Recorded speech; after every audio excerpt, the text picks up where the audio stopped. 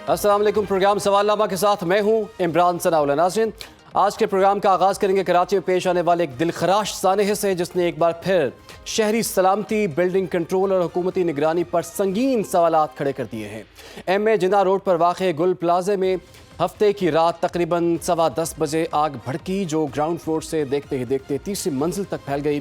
खौफनाक आतिशबाजी के बायस इमारत के कई हिस्से मुनहदिम हो गए, कीमती जानें ज़ाया हुई, जबकि मुतअद्दिद अफराद ताहाल लापता है। वज़ीर आला सिंध मुराद अली शाह ने सानही की वजूहात जानने के लिए तहकीकात और एक कमेटी के क़याम का ऐलान तो कर दिया है, मगर सवाल यहाँ पर यह है कि क्या ये तहकीकात भी माजी की तरह फ़ाइलों की नज़र हो जाएंगी? क्या इस बार ज़िम्मेदारों को महज मुअत्तल करके छोड़ दिया जाएगा, या वाकई उन्हें कटहरे में लाकर कैफरे किरदार तक पहुँचाया जाएगा? मुल्क में बार बार पेश आने वाले ऐसे सानहात आखिर कब रुकेंगे, और शहरी कब तक लापरवाही और बद इंतज़ामी की कीमत अपनी जानों से अदा करते रहेंगे? आगे बढ़ें और बात करें मुल्क की मजमूई सियासी सूरत हाल की, तो जहां मामलात हस्बे मामूल शदीद कशीदा हैं। हुकूमत हो या फिर अपोजिशन, कोई भी फरीक मुल्क में जारी सियासी तनाव को कम करने के लिए संजीदा और मौसर किरदार अदा करता दिखाई नहीं देता। हुकूमत और अपोजिशन के दरमियान मुज़ाकरात का मामला एक बार फिर तातुल का शिकार है। क्या मुज़ाकरात महज बयानात तक महदूद रहेंगे, या किसी बामानी पेशरफ्त की उम्मीद की जा सकती है? इसी तनाजुर में हम 8 फरवरी को अपोजिशन इत्तेहाद की जानिब से दी गई मुल्क की हड़ताल की कॉल देख लें। सियासी दर्जात को मज़ीद ये कॉल बढ़ा सकती है। सवाल ये भी है कि हुकूमत इस कॉल को किस हद तक संजीदगी से लेगी, और ये एहतजाज हुकूमत के लिए एक बड़ा इम्तिहान होगा, या फिर अपोजिशन अपनी सियासी ताकत मनवाने में कामयाब हो पाएगी। अपोजिशन की क़यादत के हवाले से भी कई सवालात ज़ेर बहस हैं। महमूद खान चकज़ई बतौर अपोजिशन लीडर अपनी तकारीर में जिस जारहाना और उसूली मौक़िफ़ का इजहार कर रहे हैं, क्या वो अपोजिशन को एक वाज़ेह सिमत देने में कामयाब हो सकेंगे? दूसरी जानिब सुहेल आफरीदी की तर्ज़ सियासत की बात करें, मुफाहमत है या फिर मुज़ाहमत? क्या उनका सियासी अंदाज़ मौजूदा हालात में अपोजिशन के लिए फ़ायदेमंद साबित होगा, या इख्तिलाफ़ात को मज़ीद गहरा करेगा? प्रोग्राम के इस हिस्से में जी हम इसी पर बात करेंगे। मैं ज्वाइन कर लिया है सीनियर रहनुमा पाकिस्तान इंसाफ अली मोहम्मद खान साहब ने। अली मोहम्मद खान साहब, आपके वक्त का बहुत बहुत शुक्रिया। इससे पहले कि मुल्क की सियासत पर हम बात करें, जैसे कि आपको पता है कराची में एक बहुत बड़ा सानहा जो है वो पेश आया है। अभी तक की इत्तलात के मुताबिक सानहा गुल प्लाजा में 30 कीमती जानें जो हैं वो ज़ाया हुई हैं, और 70 लोग अब भी लापता है। तो अली मोहम्मद खान साहब, ये कोई पहला वाक़या नहीं है कराची में आग लगने का। इससे पहले भी आपको पता सानहा बल्दिया भी पेश आए, जैसे दीगर वाक़यात भी पेश आए। लेकिन हम देख रहे हैं कि हुकूमती नाअहली, इंतज़ामी नाअहली जो है खुलकर सामने आई है।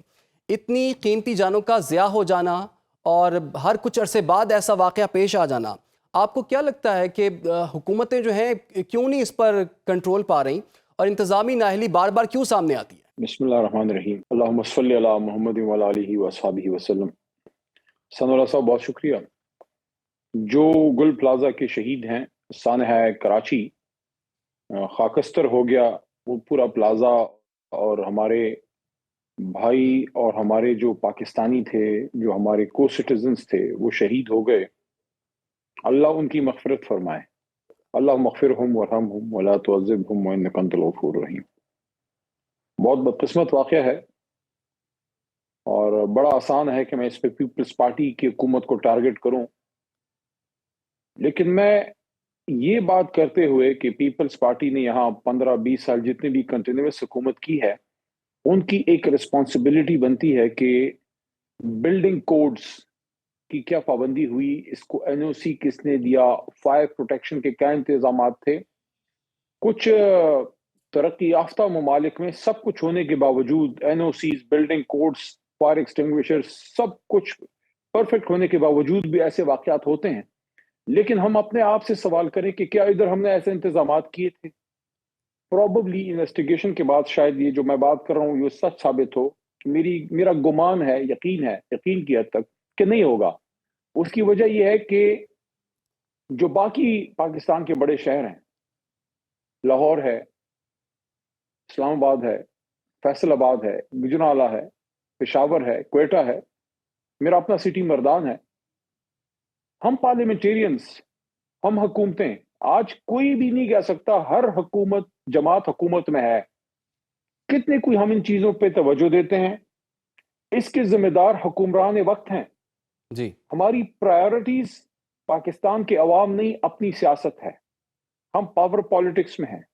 अपोजिशन में जो बात करते हैं हुकूमत में आके भूल जाते हैं, और हुकूमत में आके اور جب نکل جاتے ہیں پھر ہمیں آئین اور قانون اور سب کچھ یاد آتا ہے.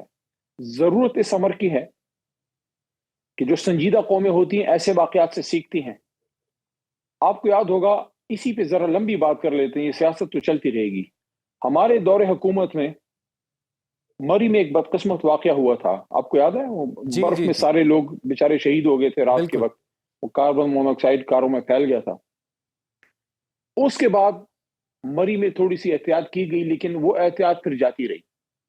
کیا ہم نے سب لوگوں نے ان چیزوں سے سیکھا ہے؟ اس بدقسمت واقعے کہ جتنے شہید تھے, بہت سو کے میں گھروں میں گیا, پنڈی میں تھے, پھر زیادہ اس سائڈ پہ تھے, پنجاب سائڈ پہ تھے. بہت افسوسناک واقعات تھے وہ, لیکن اس کے بعد بھی کوئی نہیں سیکھا. اس کی بے لاگ انکوائری, بلدیہ میں جو آگ لگی اس کی بے لاگ انکوائری, آج تک تو ہم بڑے بڑے سانحات کی انکوائری نہیں کر سکے. آپ سانحہ کراچی کو رو رہے ہیں, بے نظیر شہید ہوئی, اس کی کیا انویسٹیگیشن آئی ہے؟ آپ کے ماضی جی میں بالکل. پنڈی میں ایک بہت بڑا واقعہ ہوا تھا, پورے آسمان سے سارے بم وغیرہ گر رہے تھے, اوجڑی کیمپ. اوجڑی کا جو سانحہ ہوا تھا, اس کی کیا انویسٹیگیشن آئی ہے؟ تو ہم، میں کہتا ہوں آج سے سٹارٹ کر لیں. میں اس پہ شاید کل قومی اسمبلی میں آج سے سٹارٹ کر لیں, بات کروں گا کہ ہم یہ انشور کریں کہ بڑے بڑے کام اگر نہیں کر سکتے تو اتنا تو کر لیں کہ اپنے شہریوں کی جانیں محفوظ بنائیں. بالکل. کوئی پلازا, کوئی بڑا بزنس سینٹر, اس کو تب تک این او سی نہ ملے جب تک وہ ساری یہ انشور نہ کرے, اور اس کی انویسٹیگیشن صرف ان سے نہ کریں جن کا یہ پلازا ہے.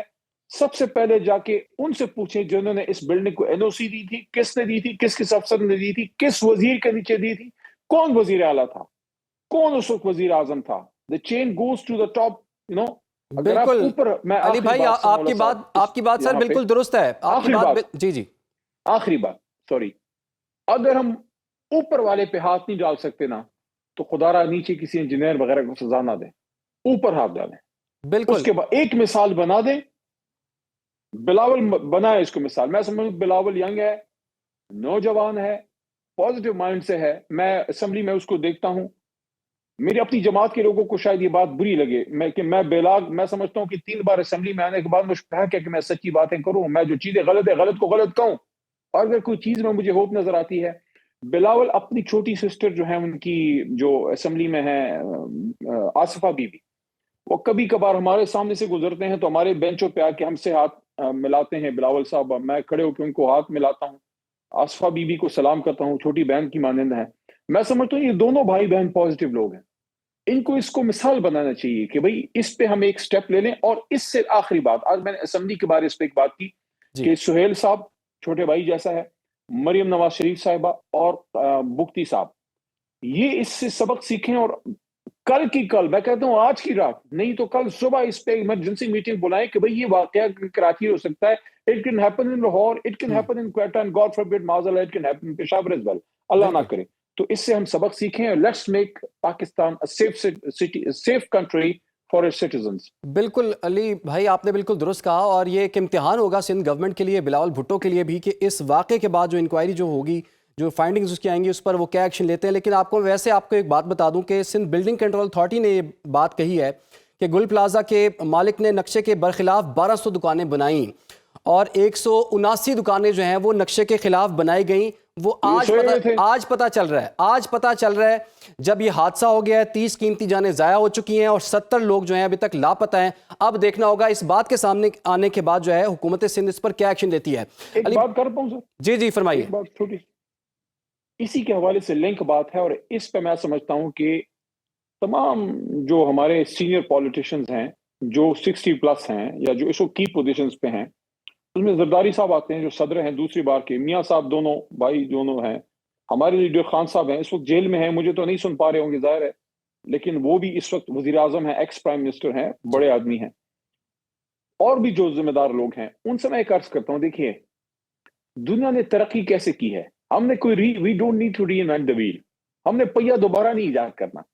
دنیا کے بڑے بڑے ممالک, ایگزامپل دوں گا 3-4, شارٹ بات کرتا ہوں, امریکہ, یو کے, جرمنی اینڈ جاپان, ان سب ممالک, ایون انڈیا, ان سب ممالک نے اپنی گورننس کیسے بہتر کی. انہوں نے مضبوط وفاق تو ہے، لیکن مضبوط وفاق کے ساتھ مضبوط فیڈریٹنگ یونٹس اور نیچے سٹی گورنمنٹس. ہماری بدقسمتی یہ ہے کہ ہم ابھی تک اس کالونیل مائنڈ سیٹ سے نہیں نکلے. جس کے پاس اختیار آتا ہے نا، وہ مرتے دم کو اس طرح چابی اس طرح انسانی و خزانے کے ساتھ رکھتا ہے. او اللہ کے ولی، 18ویں ترمیم ہو گئی ہے، کیوں اس اختیار کو آپ نے پشاور، لاہور، کوئٹہ اور کراچی میں مرتکز کیا ہوا ہے؟ اگر آپ لوکل گورنمنٹس کی طرف جائیں گے، مضبوط پاورفل سٹی میئرز آئیں گے، مضبوط سٹی گورنمنٹس بنیں گی، 2-3 گورنمنٹس کے بعد وہ سٹی خود اپنے آپ کو اٹھا لے گی. جی اس کے لیے سینٹر کو یا صوبائی دارالخلافے کو آنسو بہانے کی ضرورت نہیں ہوگی، وہ خود اپنا کام کریں گے. ہماری کوئی بھی سیاسی جماعت بدقسمتی سے including my own political party, Tehreek Insaf, Muslim League Noon, Peoples Party and جو دوسری باقی جماعتیں ہیں، کسی نے بھی لوکل باڈیز گورنمنٹ کو اس طرح امپاور نہیں کیا جو عوام کا حق ہے. کیونکہ M P As M N As اختیار چھوڑتے ہی نہیں ہیں کہ نیچے عوامی لوگوں کو اختیار جائے. جب تک آپ کی آخری لائن، جب تک آپ کی پاورفل اور مضبوط سٹی گورنمنٹس نہیں آئیں گی، لوکل باڈیز اسٹرانگ نہیں ہوں گی، تب تک اللہ نہ کرے، لیکن اللہ نہ کرے، میں دوبارہ کہہ رہا ہوں، تیسری بار کہہ رہا ہوں کہ اللہ نہ کرے، ایسے واقعات نہیں رک سکتے. کیونکہ آپ مرکز سے یہ ساری چیزیں کنٹرول ہی نہیں کر سکتے. یو صحیح. Need local governments to improve the governance and the life and the everyday amenities, clean drinking water, education, health, sanitation, اور build lights, schooling، وہاں کے play grounds. یہ سب کچھ کے لیے آپ کو powerful city governments چاہیے. Sorry to say, none of the 3 big political parties at the moment are ready to implement constitutional order of implementing strong city governments, local bodies. بالکل بالکل آپ نے ٹھیک کہا ہے. آپ نے تینوں پارٹیز کی بھی بات کی ہے، تمام صوبوں کی بھی علی بھائی آپ نے بات کی ہے. لیکن اگر تمام صوبے اکٹھے ہو جائیں، تمام پارٹیز اکٹھی ہو جائیں، تمام سیاستدان اکٹھے ہو جائیں، تو ملک کے مسائل کا حل تو ان کے پاس ہے. اس کے لیے سر بیٹھنا پڑے گا، اس کے لیے مذاکرات کرنے پڑیں گے، افہام و تفہیم سے بات ہوگی، مفاہمت کی بات ہوگی. تو سیاسی استحکام لانے کے لیے آپ کو نظر آ رہا ہے آنے والے دنوں میں کہ پاکستان تحریک انصاف دیگر سیاسی جماعتوں کے ساتھ بیٹھ سکتی ہے؟ اور وزیر اعظم نے جو 2-3 دفعہ آفر بھی کیے مذاکرات کی، اور سیاسی استحکام مذاکرات کے ذریعے ممکن ہے؟ اور کیا پاکستان تحریک انصاف اس کے لیے تیار ہے اس وقت؟ دیکھیں، ایک تو میں آپ کو ایک چیز بتاؤں، زیادہ خیال کی جنت میں بھی نہیں رہنا چاہیے. یہ دنیا جنت نہیں ہے، یہ دارالامتحان ہے.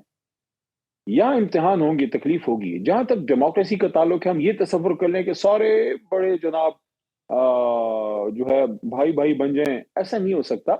Strong government and strong guest opposition is necessary for democracy.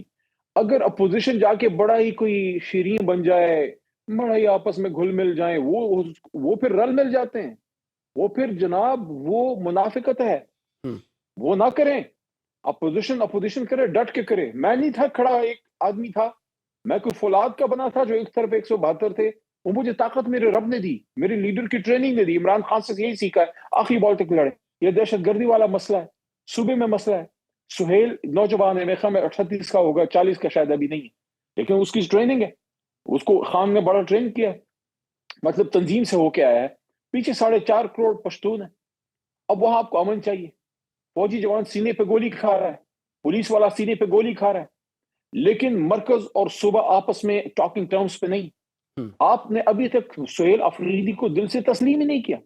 آپ اس کو ابھی تک وزیر اعلیٰ نہیں مانتے. آپ کا ایک ذمہ دار آ کے، میں نام نہیں لیتا، مناسب نہیں ہے، ذمہ دار آ کے روز اس پریس ٹاک جو ہے وہ کر دیتا ہے.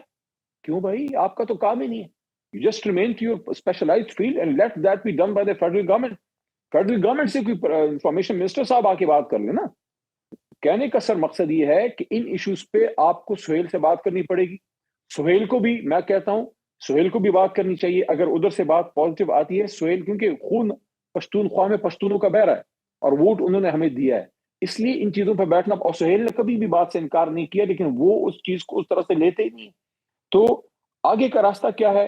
میں سمجھتا ہوں، میں بڑی اس پہ میرے پہ لے دے ہوتی ہے، اپنی جماعت سے بھی ہوتی ہے، کچھ لوگ پسند نہیں کرتے میری اس بات کو، لیکن میں یہ کہتا ہوں، میں نے عمران خان صاحب سے بات کی ہے، میرا لیڈر ہے، اس کا مجھ پہ حق ہے، میرا چائلڈہڈ ہیرو ہے. پالیٹکس میں تو میں بڑے بعد میں ہے.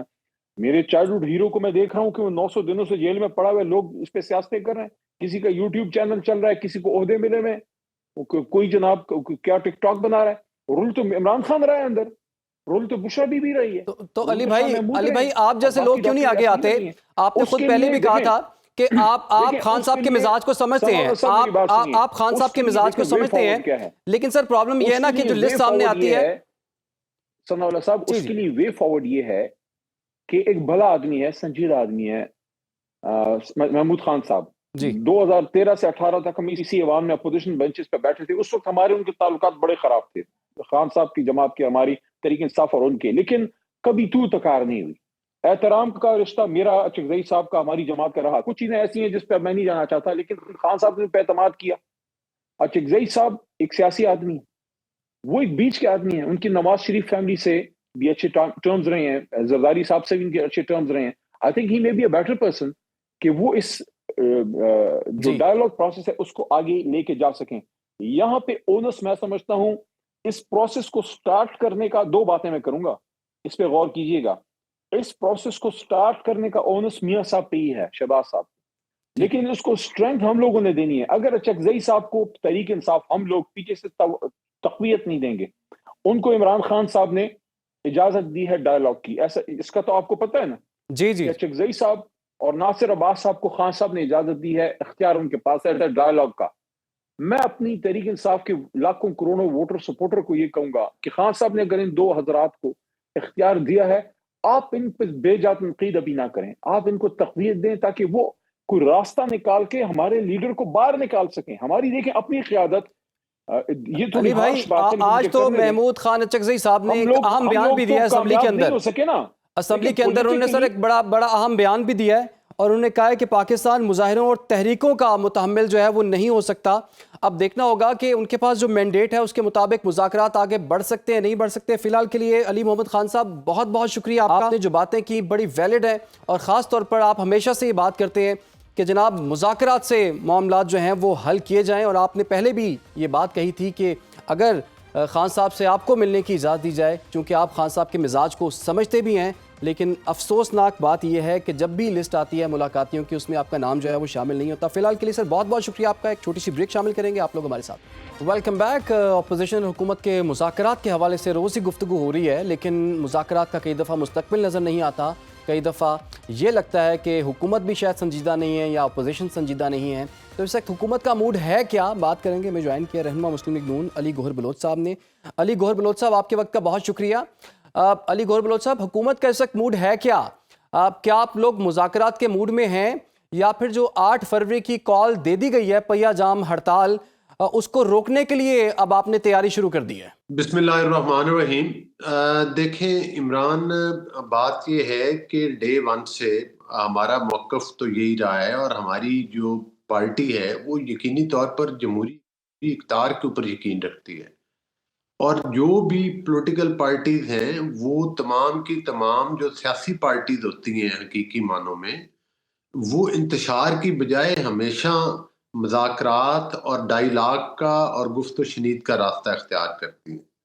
لیکن بدقسمتی یہ ہے کہ وہ اس قسم کے یہ گروہ ہیں جنہوں نے سیاست کی آڑ میں آج سے نہیں، ہمیشہ سے، جب سے ان کی سیاست شروع ہوئی ہے، انہوں نے ہمیشہ انتشار کا راستہ اپنایا ہے. انہوں نے ہمیشہ ملک کے اندر لاک ڈاؤنز کی سیاست کی ہے. انہوں نے ہمیشہ ملک میں دھرنوں کی سیاست کی ہے. مجھے یہ بتائیں کہ آج کے حالات کو ڈسکس کرنے سے پہلے آپ 2013-14 کے دھرنوں کو دیکھ لیں. اس وقت کیا ہوا تھا؟ اس وقت سپریم کورٹ کے ارد گرد قبریں کھودی گئیں، پی ٹی وی کے اوپر حملہ کیا گیا، اسمبلی کے جنگلے توڑے گئے. یہ تو تب کی بات ہے. اور کتنے دن تک انہوں نے جو ہے وہ ڈی چوک کے اوپر جو رات کو تماشا لگتا تھا وہ پوری قوم دیکھتی تھی کہ چند لوگ اکٹھے ہو کر اور ادھر وہ تماشا لگاتے تھے. اس وقت بھی ظاہر ہے کہ جن لوگوں کی ان کو سپورٹ تھی، حتیٰ کہ وہ تو پھر جسٹس صدیقی نے ساری باتیں آپ کو پتہ ہے کہ اس وقت بھی کھلی. علی بھائی ماضی کی باتیں تو چھوڑیں نا، اب آگے بڑھیں تھوڑا سا. آپ تو محمود خان اچکزئی صاحب جو ہیں اپوزیشن لیڈر جو ہے وہ بن چکے ہوئے ہیں، اور خان صاحب نے ان کو مذاکرات کا مینڈیٹ بھی دے دیا ہوا ہے. تو کیا صورتحال ان سے آگے بڑھے گی؟ مذاکرات کا پرائم منسٹر جو ہیں وہ اس موڈ میں ہیں کہ ان سے مذاکرات آگے بڑھائیں؟ اور خاص طور پر محمود خان اچکزئی اگر عمران خان سے ملاقات کی خواہش رکھتے ہیں تو کیا ان کو ملاقات کروائی جائے گی ان سے؟ دیکھیں بات یہ ہے کہ اچک زئی صاحب کو جو ہے وہ اپوزیشن لیڈر کے طور پر ان کا نوٹیفیکیشن ہو گیا جو کہ اسپیکر صاحب نے کر دیا. اور جہاں تک یہ بات ہے کہ آپ کہتے ہیں کہ ان کی ملاقات کروائی جائے، تو آپ کو پتہ ہے کہ جب ان کی ہمشیرہ سے لاسٹ ٹائم ملاقات کروائی گئی تھی تو اس وقت بھی سوچا یہی جا رہا تھا کہ یہ باہر آ کر اداروں کو گالیاں نہیں دیں گے، لیکن اس ملاقات کے بعد پھر جو سوشل میڈیا کے اوپر گالیاں دی گئی، جس طرح سے انہوں نے بیانات دیے، وہ کس سے ڈھکے چھپے ہوئے نہیں. ایک وہ بندہ جو کہ مجرم ہے، جو سزا یافتہ ہے، وہ جیل کے اندر ہے، وہ جیل کے اندر بیٹھ کر بھی باہر جو ہے وہ ملک میں انتشار پھیلانا چاہتا ہے، تو وہاں پر اس کو وہ کوئی سیاسی ڈرائنگ روم تو نہیں، یا اس کو کس قانون اور آئین میں لکھا ہے کہ وہ ملک میں جلاؤ اور گھیراؤ کی جو ہے وہ مطلب ہے کہ اس کی پلاننگ کرے، جس طرح سے اس نے پہلے 9 مئی کے واقعات کروائے تھے، ان کا بھی ماسٹر مائنڈ وہی ہے. اور اس کے بعد بھی جو اسلام آباد کے اوپر بھی حملہ آور ہوتے رہے KPK کے وسائل لے کر، اس کا ماسٹر مائنڈ بھی وہی ہے. تو پھر یہ علی چیختے ہیں بھائی، کہ ملاقاتیں نہیں ہوتی، جس تو طرح سے بڑی آپ ماضی کے حوالے دے رہے ہیں تو اندازہ یہی ہو رہا ہے کہ حکومت کا کوئی مذاکرات میں حکومت کوئی اتنی خاص دلچسپی نہیں لے رہی، اور نہ ہی آپ کو نظر آتا ہے کہ مذاکرات ہوتے ہیں تو شاید پھر کامیاب بھی نہ ہو پائیں. نہیں عمران، بات یہ ہے کہ پرائم منسٹر صاحب نے بڑی سنجیدگی کے ساتھ جب اناؤنس کیا ہے مذاکرات کے لیے، تو اس میں ہماری پارٹی اور حکومت بالکل سنجیدہ ہے. اور آپ دیکھیں کہ ایک طرف اچک زئی صاحب کہتے ہیں، بات کرتے ہیں جی ہم بات کرنے کے لیے تیار ہیں یا بات کرنا چاہتے ہیں، دوسری طرف علیمہ خان صاحبہ کا بیان آتا ہے کہ بانی PTI کہتا ہے کہ جو مذاکرات کرے گا اس کا مجھ سے کوئی تعلق نہیں اور نہ میری پارٹی سے. تو آپ بتائیں کس کی بات مانی جائے؟ مقصد یہ ہے کہ اگر خود بانی PTI جو ہے وہ بات چیت پر یقین نہیں رکھتے، وہ چونکہ آپ مجھے کہہ رہے تھے کہ پرانے حوالے نہ دے آگے بڑھیں، تو آگے تو ہم بڑھ رہے ہیں. جو وزیر اعظم صاحب نے مذاکرات کی دعوت دی، اگرچہ ان لوگوں نے 9 مئی کے واقعات کیے ہیں، اگرچہ یہ 2-3 دفعہ اسلام آباد کے اوپر حملہ آور ہو چکے ہیں، انہوں نے تو پھر بھی مذاکرات کی بات کی ہے. تو وہ تو جب بھی اندر سے پیغام بھیجتا ہے، یہی بھیجتا ہے کہ ملک میں آگ لگا دو، ملک میں لاک ڈاؤن کر دو، اداروں کو گالیاں دو، اداروں کے سربراہوں کو گالیاں دو، شہداء کا تمسخر اڑاؤ، ڈیجیٹل دہشت گردی کرو.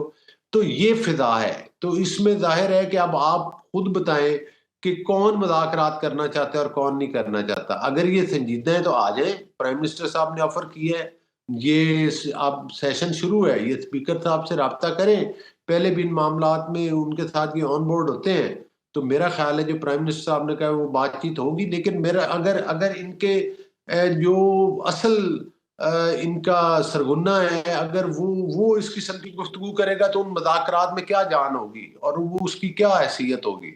لیکن حکومت نے تو پھر بھی کہا ہے کہ اگر ملک میں امن ہوتا ہو، اور ظاہر ہے کہ یہ اپنے شر سے باز آ جائیں، اور ملک جس طرح سے جو ہے مطلب مارکہ حق کے بعد جس طرح سے اسٹیبلٹی آئی ہے، جس طرح سے پاکستان کی عزت کا بین الاقوامی لیول پہ اضافہ ہوا ہے، اور جس طرح سے ہمارے فیلڈ مارشل عاصم منیر صاحب اور پرائم منسٹر شہباز شریف صاحب کی زیر قیادت ملک آگے کی طرف بڑھ رہا ہے، تو اگر اس میں رخنے نہ اٹکائے جائیں اور اس ملک میں انتشار نہ پھیلایا جائے تو معاملات معاشی طور پر بھی مزید بہتری کی طرف جائیں گے. تو سر وہ سیاسی استحکام آئے گا تو معاشی استحکام تو آ ہی جائے گا، لیکن اس کے لیے تو بیٹھنا پڑے گا.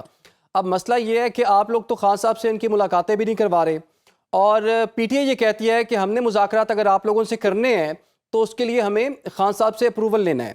اب خان صاحب نے مینڈیٹ دے دیا محمود خان اچک زئی کو، اور اگر اچک زئی صاحب بھی خان صاحب سے ملاقات کرنا چاہیں تو آپ یہ مجھے کلیئر الفاظ میں بتا دیں، کیا آپ لوگ محمود خان اچک زئی کی عمران خان سے ملاقات کروا سکتے ہیں؟ ابھی تو قبل از وقت بات کرنی، چونکہ میں سمجھتا ہوں کہ جس طرح سے ان کا وتیرہ اور رویہ ہے، جو بھی ملاقات کرنے جاتے ہیں اور جس طرح کے ان کو پیغامات دیے جاتے ہیں، تو وہ مطلب ہے کہ آپ خود دیکھ لیں. کیا ہے، آپ کو یاد ہوگا کہ میں کل ہی، آپ نے بھی وہ سنا ہوگی وہ بات، اور لوگوں نے بھی ایک وی لاگ کے اندر جاوید چوہدری صاحب بتا رہے تھے کہ جو لوگ امریکہ سے ان کے ویل ویشر تھے، ملاقات کے لیے آئے تھے، کوئی ڈاکٹرز یا جن کی ٹیم کے بارے میں وہ بتا رہے تھے، تو انہوں نے بھی یہی خان صاحب کہا تھا کہ آپ جمہوری طریقہ اپنائیں، پرامن احتجاج کریں، پرامن رہیں، تاکہ آپ کے لیے سیاسی طور پر کوئی راستے نکلے.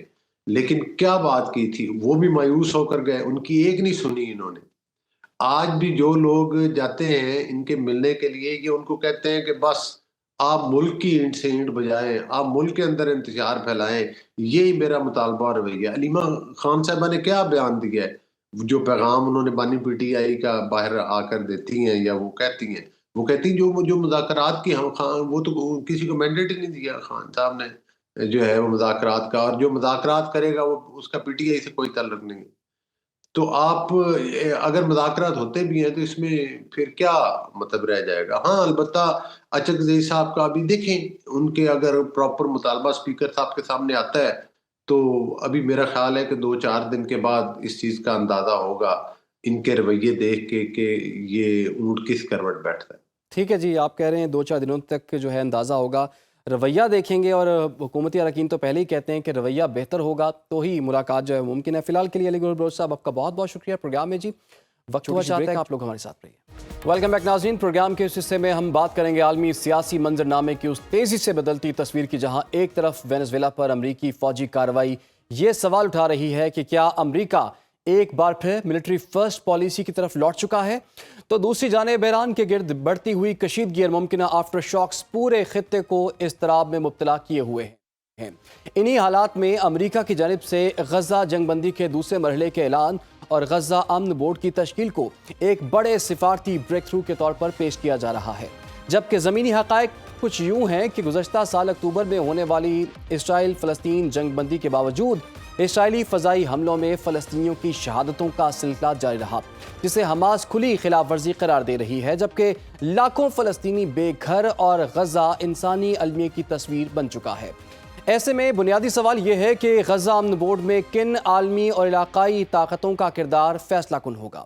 کیا حماس کو نظر انداز کر کے غزہ کی حکمرانی ممکن ہے؟ اور کیا ٹرمپ انتظامیہ کا 20 نکاتی منصوبہ فلسطینی عوام کی رضامندی کے بغیر چل پائے گا؟ جب اسرائیل خود اس بورڈ کو اپنی پالیسی اور مفادات کے خلاف قرار دے کر مسترد کر رہا ہے، تو پھر یہ امن منصوبہ کس حد تک قابل عمل رہ جاتا ہے؟ مزید یہ کہ غزہ امن بورڈ کی طویل المدتی رکنیت کے لیے $1 ارب کی شرط اور پاکستان سمیت 60 ممالک کو بھیجا گیا چارٹر اس امر کا تقاضا کرتا ہے کہ پاکستان اس بدلتی عالمی صف بندی میں کیا سفارتی حکمت عملی اختیار کرے گا۔ کیا پاکستان، ترکی اور چین مل کر مشرق وسطیٰ میں کسی متبادل اور مؤثر امن بیانیے کو آگے بڑھا سکتے ہیں؟ اور کیا عرب دنیا اس بار مشترکہ موقف اختیار کرنے کی پوزیشن میں ہے، یا پھر پرانی تقسیم برقرار رہے گی؟ سوال یہ ہے کہ کیا یہ امن بورڈ واقعی پائیدار امن کی بنیاد رکھ سکے گا، یا ایک اور سیاسی تجربہ ثابت ہوگا؟ اس تمام تر صورتحال پر پاکستان کا اس میں کیا رول ہو سکتا ہے، اور دیگر ممالک اس میں کیا رول پلے کر سکتے ہیں؟ اس وقت ہمیں جوائن کر لیا ہے ماہر امور مشرق وسطیٰ جعفر صاحب نے۔ منصور جعفر صاحب، بہت بہت شکریہ آپ کے وقت کے لیے۔ سب سے پہلے تو ہمارے ناظرین کے لیے تھوڑا سا بتائیے گا، یہ جو غزہ امن بورڈ ہے، اس کا جو قیام عمل میں لایا گیا ہے، یہ ساری کام کس طرح سے کرے گا، اور اس سے ہم کیا امید رکھیں؟ کیا غزہ میں مستقل امن اس کے بعد آ سکتا ہے؟ جی بہت شکریہ جی۔ جہاں تک تو اس دوسرے مرحلے کی شروعات جو ہے غزہ امن بورڈ کے حوالے سے اعلان کیا گیا ہے اس سے کی گئی ہے، تو میں سمجھتا ہوں کہ یہ ایک بڑا ہی ہائی پروفائل آپ سمجھ سکتے ہیں کہ ایک ایسی ایفرٹ ہے کہ جسے اگر کہا جائے کہ یہ ایک کارپوریٹ ٹیک اوور ہے آف دی پیلسٹینین کاز، یعنی جو فلسطینی کاز اس وقت زمین پہ فلسطینی اپنی جانیں دے رہے ہیں، شہید ہو رہے ہیں، یہ ان کے خون کا جو ہے ایک کارپوریٹ ایڈیشن جو ہے اس وقت تیار کرنے کی کوشش کی جا رہی ہے، اور اس میں جس انداز سے اس کی تشکیل دی گئی ہے، اور 3 ٹیئر ہیں اس کے، 3 مرحلے ہیں، کہ جس میں پہلے مرحلے میں جو غزہ بورڈ پیس ہے، یعنی جو غزہ پیس بورڈ ہے، جس کی چیئرمین شپ جو ہے خود ڈونلڈ ٹرمپ صاحب نے اپنے پاس رکھی ہے، اور سب سے بڑھ کر یہ ہے کہ انہوں نے ویٹو کا بھی اختیار اپنے پاس رکھا ہے، اور پھر دوسرے نمبر پہ انہوں نے غزہ کی ایک ایگزیکٹو کاؤنسل بھی تشکیل دی ہے، جو ایک لحاظ سے غزہ جو انتظام و انصرام کے حوالے سے جو معاملات ہیں، جو سب سے اہم چیز ہے کہ جو غزہ کی جو ڈے ٹو ڈے معاملات کو چلانے کے حوالے سے غزہ کی ایڈمنسٹریشن، غزہ کو رن کرنے کے لیے جو ایڈمنسٹریٹو کمیٹی بنائی گئی ہے، اس کے جو ڈائریکٹر جنرل مقرر کیے گئے ہیں، ان کے اپنے کریڈینشل اس حوالے سے انتہائی مشکوک ہیں کہ وہ خطے کے اندر جو ابراہیم اکارڈ کا ڈول ڈالا گیا تھا اس حوالے سے اپنی خدمات سر انجام دے چکے ہیں، قطعاً اس کے کہ ان کا تعلق بلغاریہ سے ہے، اور وہ تقریباً 5 سال اقوام متحدہ کے مشرق وسطیٰ میں نمائندے کے طور پر کام کر چکے ہیں، لیکن ان کے جو ریسنٹ جو اٹیچمنٹ تھی وہ ابو دھابی میں قائم ایک انور کرکاش ڈپلومیٹک اکیڈمی سے تھی، اور یہ وہ اکیڈمی ہے کہ جو اس پورے ابراہیم اکارڈ کا جو تانا بانا ہے مڈل ایسٹ میں اور گلف کنٹریز کے حوالے سے وہ تشکیل دینے میں بڑا کلیدی کردار ادا کرتی رہی ہے۔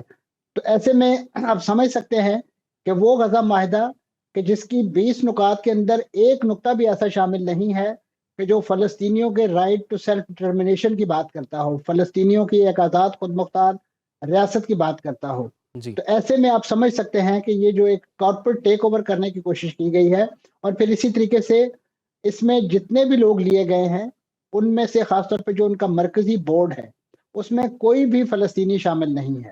تو فلسطینیوں کا کاز جو ہے بغیر فلسطینی انٹرنیشنل پولیٹیشین جو ہیں وہ حل کریں گے، اور وہ پولیٹیشینز کے جو ماضی میں خطے کے اندر تباہی و بربادی پھیلانے کے حوالے سے اپنا ریکارڈ رکھتے ہیں، اور خاص طور پہ اس میں جو سر ٹونی بلیئر کا نام ہے وہ بڑا ہی نمایاں ہے۔ انہیں تو اس غزہ بورڈ کا چیئرمین بنانے کی باتیں سنائی جا رہی تھی، لیکن جب ان کا کریڈینشیل دیکھے گئے تو اس میں انہیں ممبر کی حد تک ہی رکھا گیا۔ لیکن اب انہوں نے ایک بڑی دلچسپ بات کی ہے کہ کیونکہ اس کی پرماننٹ ممبرشپ کے لیے ڈونلڈ ٹرمپ صاحب نے $1 ارب کا کنٹریبیوشن فنڈ جو ہے وہ بھی جنریٹ کیا ہے، تو انہوں نے معذرت کی ہے کہ وہ اس پوزیشن میں نہیں ہے کہ وہ $1 ارب کی جو فنڈنگ جو ہے وہ کر سکیں، کیونکہ وہ صرف اور صرف ایک ممبر کے طور پہ کام کر سکتے ہیں۔ تو اس میں سمجھتا ہوں کہ اس وقت اس پورے قضیے کو سمیٹنے کے لیے جتنے بڑے پیمانے پہ اس وقت ڈونلڈ ٹرمپ صاحب نے عالمی برادری کو انوالو کیا ہے، آپ دیکھیے کہ یہی عالمی برادری ماضی میں اسرائیل اور امریکہ سے مل کر منتیں اور ترلے اور اقوام متحدہ کے فورم پہ قراردادیں پاس کرواتی رہی ہے جی کہ کسی طریقے سے غزہ کے اندر تباہی و بربادی کا جو ہے وہ سامان روکا جائے تاکہ فلسطینیوں کی زندگیوں کو محفوظ بنایا جا سکے۔ لیکن ان دونوں ملکوں نے اس پوری عالمی برادری اور اس عالمی فورم کے کسی بھی مینڈیٹ کا کوئی احترام نہیں کیا۔ تو آج یہ کس منہ سے اسی عالمی برادری کے نمائندوں کو بشمول پاکستان کو اس پورے قضیے کے اندر جو ہے حل کے حوالے سے اپنا کردار ادا کرنے کا کہتے ہیں، ایسے موقع پہ کہ جب خود اسرائیل اس بورڈ کی تشکیل کو اپنے نام نہاد اسٹریٹجک اور دور رس جو اس کے مفادات ہیں اس کے خلاف قرار دے چکا، اور آج بھی ان کے وہ انتہا پسند وزراء کے جن کے ہاتھوں میں کھیل کر نیتن یاہو نے فلسطینیوں کا 2.5 سال تک جو وہ قتل عام کیا، اعتمار بن گویر جیسے لوگ، وہ آج بھی فلسطین کے اندر اور غزہ کے اندر جو ہے ایک کھلی جنگ کو دوبارہ شروع کرنے کے حوالے سے بہت زیادہ دھواں دار تقریریں بھی کر رہے ہیں، اپیلیں بھی کر رہے ہیں، اور اس کے لیے مجبور کر رہے ہیں۔ اچھا ایسے میں آپ منصور صاحب، سمجھ سکتے ہیں سر یہ کہ عرض یہ جو کیجیے گا، غزہ بورڈ تشکیل دیا سر گیا ہے یہ عرض خاص طور کیجیے گا، پہ اس میں جو بالخصوص ایک جو انتظامی جو اس کا ایک اسٹرکچر رکھا گیا ہے وہ اتنا کمپلیکس ہے کہ اس میں فلسطینی آخری مرحلے پر آتے ہیں، اور ٹھیک فلسطینیوں کے جو نمائندگان یا مڈل ایسٹ یا عرب دنیا کے جو نمائندگان غزہ کی اس سے ڈے ٹو ڈے معاملات کو چلانے والی انتظامی کمیٹی میں شامل کیے گئے ہیں، ان کے پاس صرف اور صرف میونسپل لیول کی سروسز دینے کے اختیارات ہیں۔ ٹھیک ہے، وہ فلسطین کے اقتدار اعلیٰ یا فلسطین کی سوورینٹی کے حوالے سے کسی قسم کا نہ کوئی سے رکھتے ہیں نہ کوئی کردار ادا کرتے ہیں، اور اس میں بالخصوص 2 ایسے اسٹریٹجک ایڈوائزرز کے نام شامل کیے گئے ہیں کہ جن کے انتہائی مشکوک کریڈنشل ہیں۔ ان میں سے ایک صاحب تو جو غزہ ہیومینیٹیرین فاؤنڈیشن جو بنیادی طور پہ فلسطینیوں کو خوراک تقسیم کرنے کے نام پر فلسطینیوں کے اندر موت تقسیم کرنے کا سامان جی بنی رہی ہے، اس تنظیم سے تعلق رکھتے ہیں، اور دوسرے صاحب جو مڈل ایسٹ کو ایک بڑا ریویریا بنانے کا جو پروجیکٹ تھا ماضی میں بڑا اس کا چرچا کیا گیا، اس کے بڑے سرخیل رہے ہیں۔ آپ سمجھ سکتے ہیں کہ یہ جو انٹرنیشنل باڈیز جتنے بھی انٹرنیشنل فگرز کی ریپرزنٹیشن ہے ان میں سے کسی کا بھی کریڈنشل اس نوعیت کا نہیں ہے کہ وہ فلسطین کے کاز کے ساتھ مخلص منصور ہو، صاحب، سر اور اس فلسطینیوں تمام کی تر ایک صورتحال میں تو کافی شکوک و شبہات بھی جنم لے رہے ہیں، لیکن ایک چیز جو ہے وہ کسی کی سمجھ میں نہیں آ رہی کہ اسرائیل نے اس پیس بورڈ کو کیوں مسترد کر دیا ہے، کیونکہ یہ بڑی حیران کن سی بات ہے کہ جیسے کہ ہم یہ کہیں کہ ٹرمپ نے اسرائیل سے مشاورت نہ کی ہو۔ آپ کو لگتا ہے واقعی ایسا ممکن ہے یا پھر یہ کوئی چال نظر آتی ہے اس میں آپ کو؟ یہ جو ہے نا جی نیتن یاہو کی طرف سے اس کا جو مسترد کیا جانا یہ ایک ٹیکٹیکل موو ہے، کیونکہ انہیں یہ پتہ ہے کہ اس پورے قضیے کو اگر یہ کل کو روبہ عمل لایا جاتا ہے تو اس میں اسرائیل کی تو ایک دھیلی بھی نہیں لگنی، انہوں نے صرف اور صرف ایک سیکورٹی کوریڈور فراہم کرنا ہے، اور باقی سارے کا سارا کام یہ بین الاقوامی اس وقت جو बोर्ड तश्कील दिया गया है, इन्होंने करना है। और ख़ास तौर पे इसराइल माजी में तो एलानिया तौर पर ये बात कह चुका था कि वो तुर्किया के जो लोग बूट्स ऑन ग्राउंड है ना वो उन्हें पसंद करते हैं, ना वो तुर्किया की इस पूरे कज़िये के अंदर रिप्रेजेंटेशन को पसंद करते हैं, क्योंकि आपके इल्म में है कि तुर्किया के साथ इसराइल के कतन रिश्ते के सफारती ताल्लुकात हैं, लेकिन इस जंग के दौरान ये सफारती ताल्लुकात भी जिस अंदाज से कशीदगी का शिकार रहे हैं, और उसमें ख़ास तौर पे 2-3 मकाम ऐसे आए कि जब तुर्किया ने एक पूरे सफारती बाइकआउट का भी ऐलान किया, और ना सिर्फ वो बल्कि अपनी एयर स्पेस और दीगर तमाम इस नौइयत के इक़दाम के जिसके ज़रिए इसराइल को हकीकी मानों में एक हीट पहुंचाई जा सकती थी जी। उसके अज़ाइम के हवाले से, तो वो तमाम का तमाम सिनेरियो जो है वो इसराइल के और इसराइल की सियासी क़यादत के ज़हन में है।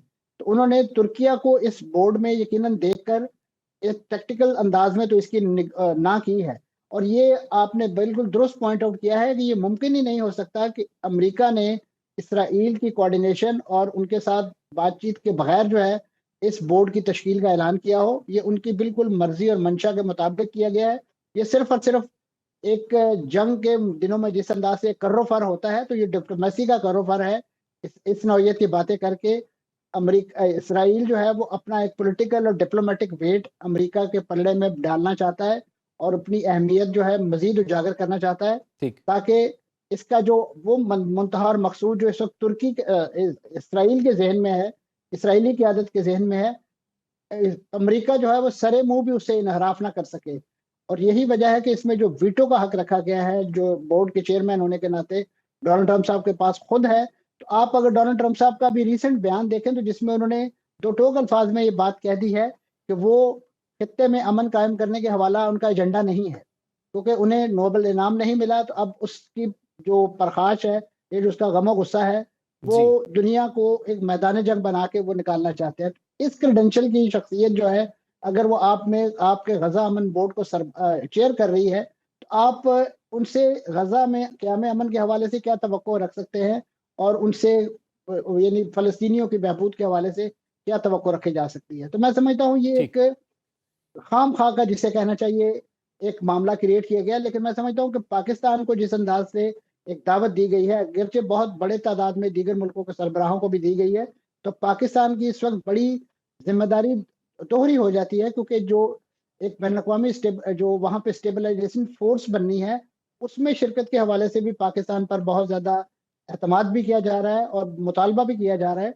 बिल्कुल। ऐसे में मैं समझता हूँ इस बोर्ड के जो मकासद हैं, और ख़ास तौर पे इस दूसरे मरहले की जो निटी ग्रिटी है, वो पाकिस्तान को बड़ा ही थ्रेड बेयरली बिल्कुल पाकिस्तान की जिम्मेदारी भी इस मामले में बढ़ जाती। बहुत शुक्रिया आपका मंसूर जाफर साहब, आपने हमें वक्त दिया, और हम उम्मीद करते हैं कि गज़ा में बहुत जल्द मुस्तकिल अमन आएगा। कोशिशें तो हो रही हैं, लेकिन उस पर बहुत से शुकूक व शुबहात भी जन्म ले रहे हैं, लेकिन जैसे जैसे डिटेल्स जो हैं वो सामने आएंगी तो सूरत हाल मज़ीद बेहतर जो है वो क्लियर होगी। प्रोग्राम का वक्त खत्म हुआ चाहता है जी, इजाज़त दीजिए, अल्लाह।